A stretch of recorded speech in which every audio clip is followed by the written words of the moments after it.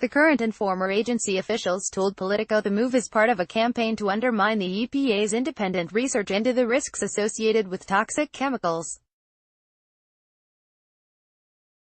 The EPA officials told Politico that Trump appointees have canceled key briefings that would have advanced the study and placed undue requirements on officials who would begin the required internal review of the formaldehyde study. "They're stonewalling every step of the way," the current official said. According to the Politico report, EPA staffers claimed that Trump administration officials, including EPA Chief of Staff Ryan Jackson and Richard Yamada, an official in the EPA's Office of Research and Development, purposely worked to delay the process and revelations contained in the assessment. But in a statement to CNN, an EPA spokesperson denied that the delays were intentional, and said they were instead caused by needs for particular rulemakings and an extensive intra-agency and interagency process. Mr.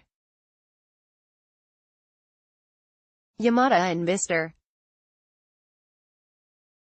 Jackson have not canceled briefings on assessments or during the IRIS process, and in fact have requested briefings, said the spokesperson, before pointing out that there are groups skeptical of the EPA's previous work on the subject. The National Academy of Science and Congress and legislative reports have for years been highly critical of EPA's previous assessments involving formaldehyde. Assessments from the Integrated Risk Information System, an independent science division of the EPA that produced the report, often form the basis for federal and state regulations.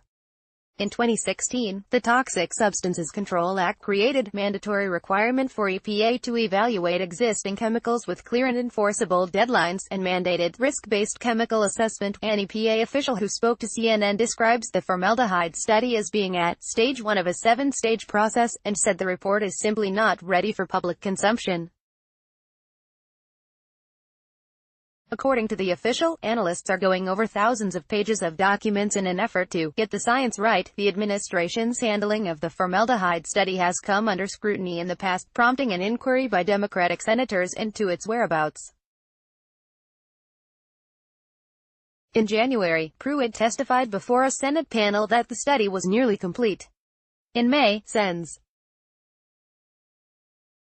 Ed Markey of Massachusetts, Rhode Island's Sheldon Whitehouse and Delaware's Tom Carper penned a letter to Pruitt asking about the delay, expressing concern that they had received no response from the administration in months.